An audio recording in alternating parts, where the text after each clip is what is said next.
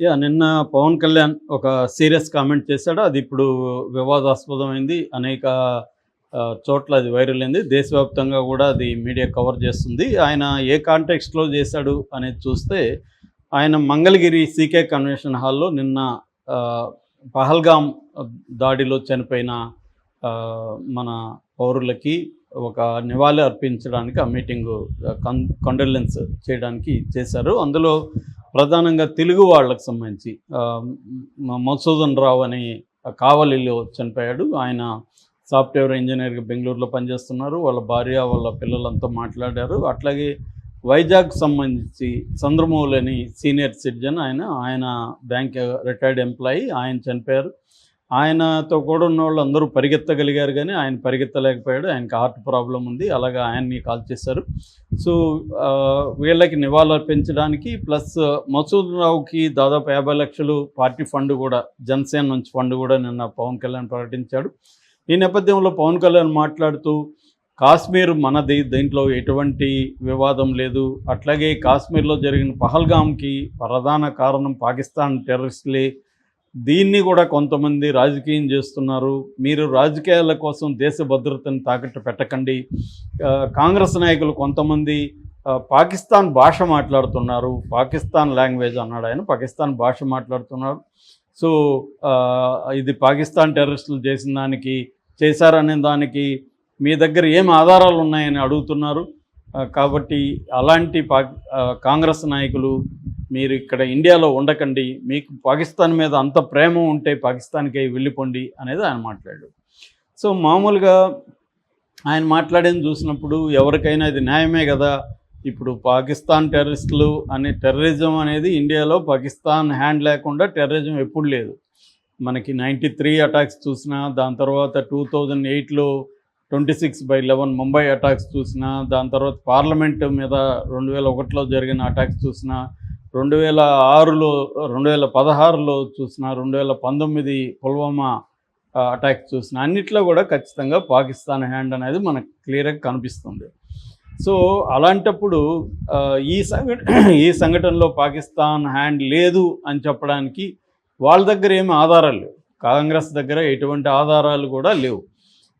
అట్లాగే వీళ్ళు పాకిస్తాన్ ఆర్మీ అని చెప్పడానికి ఆల్రెడీ 2 పేర్లు కూడా, అలీబాయ్ అని, తర్వాత మూసా అని, హసీం మూసా, వీళ్ళిద్దరు పేర్లు కూడా ఆల్రెడీ ప్రకటించింది మిలిటరీ కానీ మన ప్రభుత్వం కానీ. వీళ్ళిద్దరూ పాకిస్తాన్ వాళ్ళు. అందులో హసీం మూసా అనే వ్యక్తి ఆల్రెడీ పాకిస్తాన్ ఆర్మీలో కూడా పనిచేస్తాడండి. రెండవది అసీం మునీర్, ఎవరైతే పాకిస్తాన్ చీఫ్గా ఉన్నాడో అతను 2-3 రోజులకు ముందుగానే అతి తీవ్రమైన వ్యాఖ్యలు చేశాడు. పాకిస్తాన్ మన జీవనాడి, అది మాది, కాశ్మీర్ మాది అనేది అతను క్లియర్గా చెప్పాడు.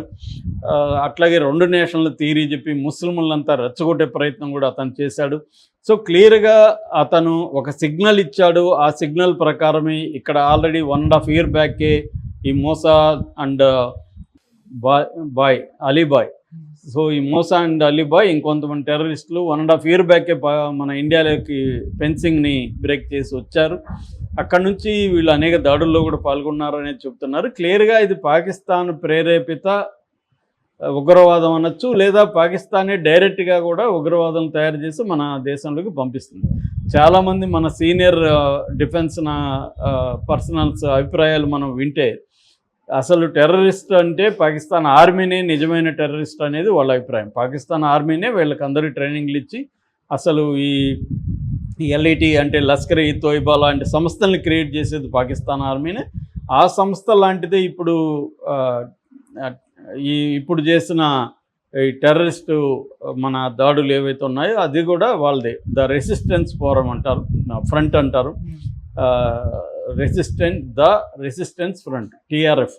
ఈ టీఆర్ఎఫ్ అనేది కూడా లష్కర్ ఈ తోయిబా వాళ్ళ ఆర్గనైజేషన్ అనేది చెప్తున్నారు. సో ఈ నేపథ్యంలో కాంగ్రెస్ వాళ్ళు ఇలా మాట్లాడడం మీద చాలా విమర్శలు వచ్చాయి. ఆ యాంగిల్లో పవన్ కళ్యాణ్ మాట్లాడిన దాంట్లో తప్పు లేదు. కాకపోతే పవన్ కళ్యాణ్ మాట్లాడిన దాంట్లో కొన్ని ప్రాబ్లమ్స్ ఏంటంటే, కాంగ్రెస్ పాకిస్తాన్ని ప్రేమిస్తుందని చెప్పడం తప్పు అది. ఎందుకంటే మోడీ ప్రభుత్వాన్ని ప్రశ్నించిన వాళ్ళందరూ పాకిస్తాన్ని ప్రేమించినట్టు కాదు. దీంట్లో కొన్ని లోపాలు ఉన్నాయి, భద్రతా లోపాలు ఉన్నాయి. రోజుకి 4,000 మంది యాత్రికులు అక్కడికి పహల్గామ్కు వస్తుంటే వాళ్ళకి ఎందుకు భద్రత కల్పించలేదు? పైగా అక్షర్ధామ్ యాత్ర కూడా స్టార్ట్ అయ్యడానికి రిజిస్ట్రేషన్స్ కూడా మొదలైనాయి. అక్కడ సెన్సిటివ్ ఏరియా అనేది తెలిసి కూడా ఎందుకు లేదు అన్నప్పుడు మనకి క్యాబినెట్ కమిటీ ఆన్ సెక్యూరిటీ మీటింగ్లోనే ప్రభుత్వమే తన వైఫల్యాన్ని గుర్తించి ప్రకటించింది కూడా. అవును తప్పు జరిగింది అనేది చెప్పింది. కాబట్టి దాన్ని ఎందుకు తప్పు జరిగింది, ఎవరి వల్ల జరిగింది అనేది కాంగ్రెస్ నాయకులు కొంతమంది అడుగుతున్నారు. ఎవరైనా అడగచ్చు అది. అంటే పాకిస్తాన్ బూచి చూపించి నువ్వు మన తప్పుల్ని కప్పిపుచ్చుకునే ప్రయత్నం చేయకూడదు. ఖచ్చితంగా మన తప్పులు కూడా గుర్తించాలి. బట్ ఇటువంటి ఒక క్రిటికల్ కండిషన్లో కాంగ్రెస్ ఉన్నప్పుడు, దేశం ఉన్నప్పుడు కాంగ్రెస్ పార్టీలో ఇలా చేయొచ్చా అన్న ప్రశ్న వస్తుంది. అందుకని పవన్ కళ్యాణ్ మాటల్లో కొంతవరకు కరెక్ట్ ఉంది. ఎందుకంటే మీరు మొత్తం దేశం అంతా యూనిట్గా నిలబడాల్సిన తరుణంలో మీరు పాకిస్తాన్ వాళ్ళు అడిగినట్టే మీరు కూడా అడుగుతున్నారు. దానికి ప్రూఫ్ ఏంది, అవన్నీ ఏంది అని అడుగుతున్నారు. సో అది రాంగ్ కదా అనేది పవన్ కళ్యాణ్ అభిప్రాయం. అయితే రెండవది, పవన్ కళ్యాణ్ని చాలామంది కాంగ్రెస్ నాయకులు ఖండిస్తూ ఉన్నారు. ఇక్కడ మన తెలంగాణలో కూడా ఖండించారు. బట్ షర్మిల లాంటి వాళ్ళు ఎవరు మాట్లాడినట్టయితే నా దృష్టికి రాలేదు. కానీ కొంతమంది కాంగ్రెస్ నాయకులు అయితే ఖండించారు. ఇక్కడ అద్దంకి దయాకర్ ఆయన కూడా మాట్లాడాడు. అక్కడ కొంతమంది కాంగ్రెస్ నాయకులు మాట్లాడారు. సో వాళ్ళు చెప్తున్నది ఏమంటే, పాకిస్తాన్కి బీజేపీ కంటే కూడా ఎక్కువ నష్టం చేసింది కాంగ్రెస్ పార్టీనే. గతంలో 1947-48 వారప్పుడు పాకిస్తాన్ని గట్టిగా నిలవరించగలిగింది. ఎల్ఓసి అనేది గీసింది కూడా అప్పుడు కాంగ్రెస్ పార్టీనే. ఆ తర్వాత 1965 వార్ కానీ 1971 వార్ అయితే ఇంకా ఇంపార్టెంట్. 71 వార్లో పాకిస్తాన్ని చీల్చగలిగింది. అంతకంటే నష్టం ఎవరు చేయలేదు. పాకిస్తాన్ బంగ్లాదేశ్గా చీల్చగలిగింది ఇందిరాగాంధీ ప్రభుత్వం. కాబట్టి పాకిస్తాన్కి నష్టం ఎక్కువ చేసింది బీజేపీ కంటే మేమే. బీజేపీ వాళ్ళు ఆ రకంగా చూసుకున్నప్పుడు అనేక సార్లు పాకిస్తాన్తో అనుకూలంగా మాట్లాడారు. జిన్నాని గొప్ప నాయకుడని అద్వానీ పొగడలేదా? తర్వాత షెడ్యూల్లో లేకపోయినా పాకిస్తాన్లో ఫ్లైట్ ఆపి మోడీ, నవాజ్ షరీఫ్ ఇంట్లో బిర్యానీ తినేసి రాలేదా? ఇలాంటి ప్రశ్నలు వీళ్ళు ఎక్కువ అడుగుతున్నారు. అట్లాగే మీరు ఇన్ని చెప్తున్నారు, ఇప్పటి వరకు అనేక దాడుల్లో వాళ్ళని ఎందుకు పట్టుకోలేకపోతున్నారు అంటే, ఇప్పుడు ఫర్ ఎగ్జాంపుల్ మనకి 26/11 జరిగిన దాని వెనక ఎవరు ఉన్నారో వాళ్ళని పట్టుకోలేదు. పార్లమెంట్ అటాక్ మీద జరిగిన దానికి సంబంధించి ఎవరిని ఇప్పటివరకు పట్టుకోలేకపోతున్నారు. అట్లాగే దావుద్ ఇబ్రాహిం లాంటి వాళ్ళని ఈ బీజేపీ ప్రభుత్వం కాపాడలేదా? అతన్ని ఎందుకు ఇప్పటివరకు తీసుకురాలేకపోతున్నారు?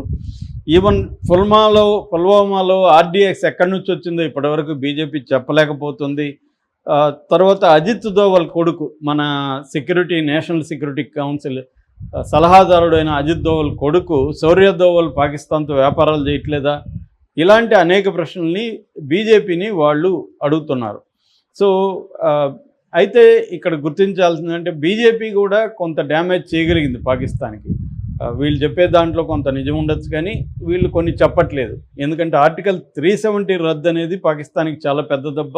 దానివల్ల కాశ్మీర్కి అటానమస్గా ఉండడం అనే దాన్ని దెబ్బకొట్టేసి కాశ్మీర్ని ఇండియాలో అంతర్భాగంగా ప్రకటించి అక్కడ కూడా ఒక స్టేట్ హుడ్ కోసం ట్రై చేస్తున్నారు. పాకిస్తాన్లో కూడా రిలేటివ్గా పీస్ ఏర్పడడానికి కూడా బీజేపీ కృషి ఎంతో ఉంది. కాశ్మీర్లో ఆ రకంగా పాకిస్తాన్కి పెద్ద దెబ్బ కొట్టగలిగిందంటే 370 ఆర్టికల్. రెండవది, ఇటీవల చేసిన ఇండస్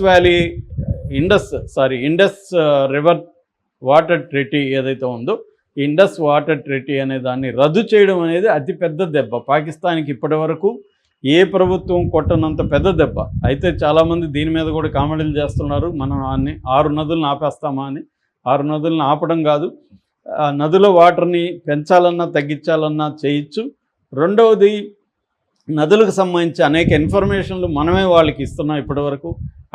దానంతా ఆపేస్తాము. అట్లాగే వాళ్ళ ఇంజనీర్లు వాళ్ళు మన భూభాగంలోకి వచ్చి నదులకు సంబంధించి అనేక విషయాలని వాళ్ళు చూసేసి వెళ్ళాలి, దాన్ని ఆపేస్తున్నాం. అట్లాగా చాలా వరకు అయితే ఇబ్బంది అయితే పెట్టచ్చు. ముఖ్యంగా ఎండాకాలంలో నదుల్ని ఆపేయగలగడం అనేది పెద్ద కష్టం కాదు. వర్షాకాలంలో ఆపడం కష్టం.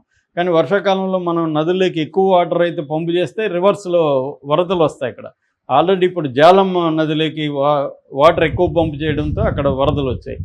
సో ఇలాంటి ఇబ్బందులు అయితే బీజేపీ ఫస్ట్ టైం చేసింది. సో బీజేపీ హామ్ చేయలేదా పాకిస్తాన్ కంటే? ఖచ్చితంగా చేసింది. అట్లాగే పుల్వామా ఉరి అటాక్స్లో కూడా ఇప్పటి వరకు మన సర్జికల్ స్ట్రైక్ వాళ్ళు భూభాగంలోకి వెళ్ళి సర్జికల్ స్ట్రైక్ చేయడం ఫస్ట్ బీజేపీనే చేయగలిగింది. రెండవది పాకిస్తాన్ దృష్టిలో కాంగ్రెస్ ఎక్కువ నష్టం చేసిందా, బీజేపీ ఎక్కువ నష్టం చేసిందా అంటే పాకిస్తాన్ దృష్టిలో బీజేపీని ఎక్కువ చేసింది. ఎందుకంటే బీజేపీ హిందూ మత పార్టీ కాబట్టి, పాకిస్తాన్ ముస్లిం దేశం కాబట్టి పాకిస్తాన్కి ఎక్కువ నష్టం బీజేపీనే చేసింది అనేది వాళ్ళు నమ్ముతున్నారు. కాబట్టి ఇది బ్యాలెన్స్గా మాట్లాడాల్సిన అవసరం ఉంది, వన్ సైడ్గా మాట్లాడకూడదు. ఇక కాంగ్రెస్ పార్టీ పవన్ కళ్యాణ్ విమర్శలనే కాదు, చాలామంది తీవ్రంగా కాంగ్రెస్ మీద విమర్శలు వచ్చాయి. ఎందుకంటే కాంగ్రెస్లో కొంతమంది నాయకులు చాలా విచిత్రంగా మాట్లాడారు. ముఖ్యంగా సిద్ధరామయ్య కర్ణాటక ముఖ్యమంత్రి, తర్వాత విజయ్ వాడెట్టివార్ అని, మణిశంకర్ అయ్యరు, శశి తరూరు, తారిక్ షమేత్, షైఫుద్దీన్ సోజ్ ఇతను నిన్న దీని మీద కూడా నేను వీడియో చేశాను. సో వీళ్ళు ఒక రకమైన పాకిస్తాన్ లాంగ్వేజ్ అయితే మాట్లాడారు. ఎందుకంటే పాకిస్తాన్ వాళ్ళు ఏమంటున్నారు, ఈ అటాక్స్కి మేమే కారణం అని ప్రూవ్ చేయండి, దీని మీద ఇంటర్నేషనల్ ఎంక్వైరీ వేయండి, ఇన్వెస్టిగేషన్ వేయండి అని వాళ్ళు అడుగుతున్నారు. అదే మాటలు వీళ్ళు కూడా అడగడం అనేది కరెక్ట్ కాదు. సో దీని మీద కాంగ్రెస్ పార్టీని ఇప్పుడు ఒక సర్క్యులర్ జారీ చేసింది. అదేంటంటే సిడబ్ల్యూసి తీర్మానంలో ఏముందో దాన్నే ఫాలో కావాలి, ఎవరంటే వాళ్ళు ఈ విషయం మీద మాట్లాడకండి, ఓన్లీ మన ప్రెసిడెంట్ మల్లికార్జున ఖర్గే, రాహుల్ గాంధీ, తర్వాత అథెంటికేటెడ్ ఏఐసిసి ఆఫీస్ బేరర్స్ మాత్రమే ఈ ఇష్యూ మీద మాట్లాడండి, వేరే ఎవరు కూడా కాంగ్రెస్ పార్టీ నాయకులు టీవీ డిబేట్లు కానీ ఇంకెక్కడా కూడా